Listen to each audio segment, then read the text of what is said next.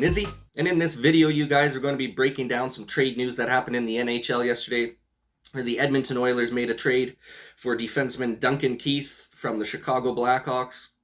Ended up trading away Caleb Jones and a third rounder for him.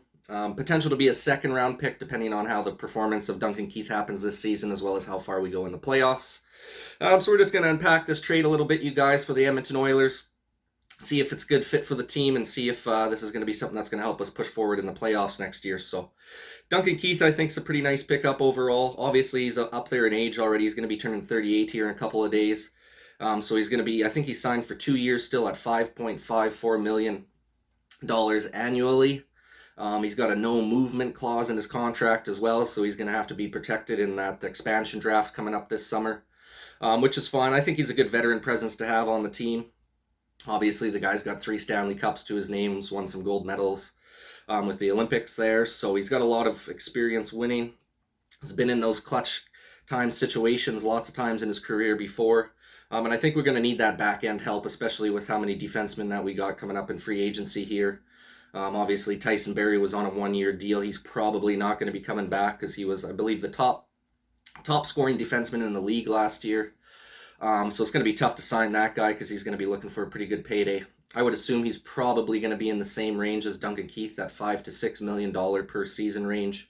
I just don't think the Edmonton Oilers are going to be able to afford that. We also have Adam Larson coming up as an unrestricted free agent this summer.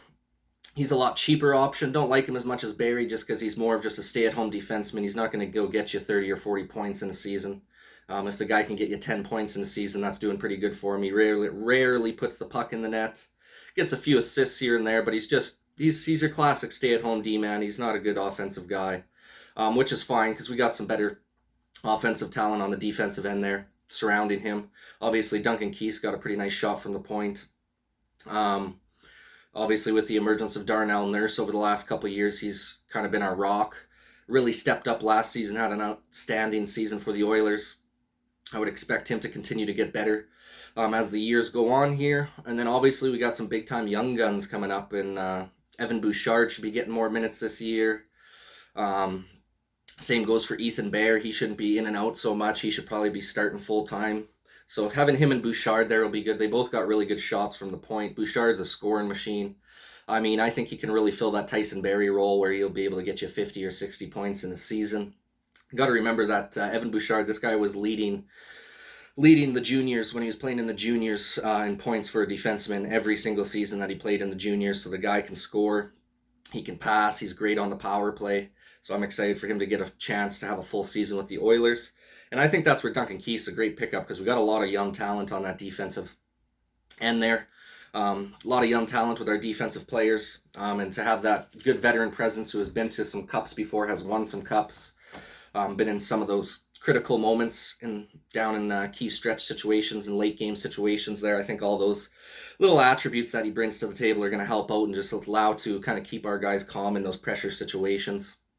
I know he's 38 years old. You can't expect too much from a guy when he's almost 40. He's kind of like in that Zdeno Chara era. Going to be a future Hall of Famer here once he retires, but still got maybe a good season or two left. We'll have to see what happens. Hopefully the guy comes in ready to roll for the new season coming up here.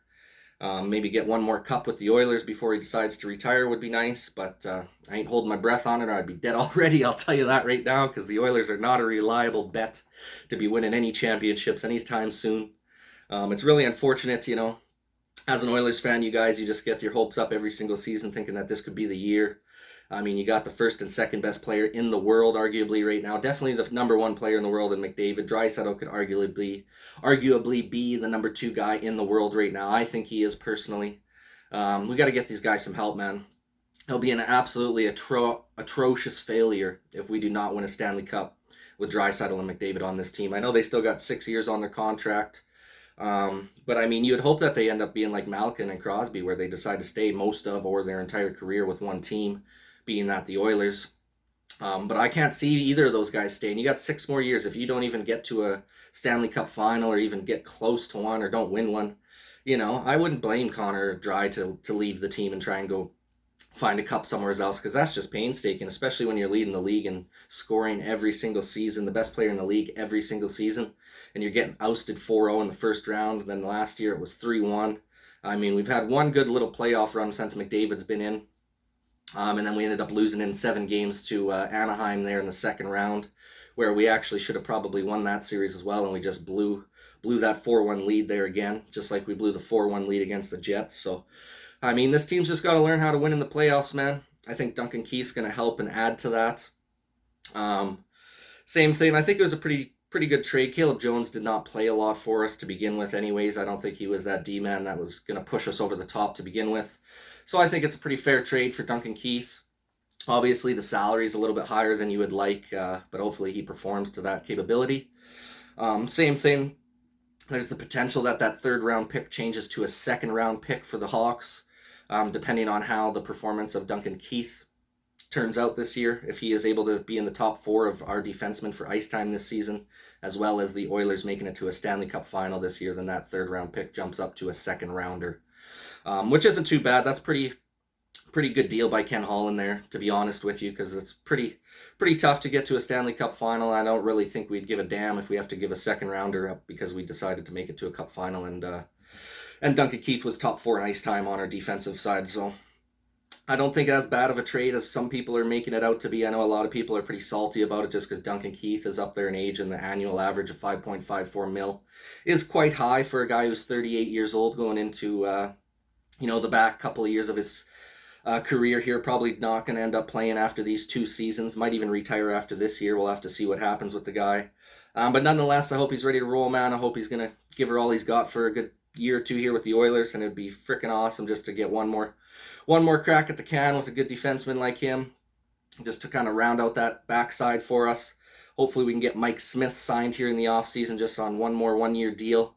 And then we're going to have to figure out some goaltending issues as well once he's deciding to retire, because he's 40 years old coming up this year as well. So still need some more moves for the Oilers. Got to get a little more depth in the forward position there, maybe get another winner for McDavid. So we'll have to see what Ken Holland decides to do the rest of the offseason here. It's going to be a short little offseason. Season's going to be starting before you guys know it here. Let me know what you guys think in the comments section down below of the Duncan Keith trade. Do you think this is a win for the Oilers, or do you think we maybe should have not pulled the trigger on this one because he's a little bit up there in age? Curious to get your guys' opinion on that. Once again, appreciate you guys taking the time to watch this video. And this is Nizzy with Nizzy Sports Chat.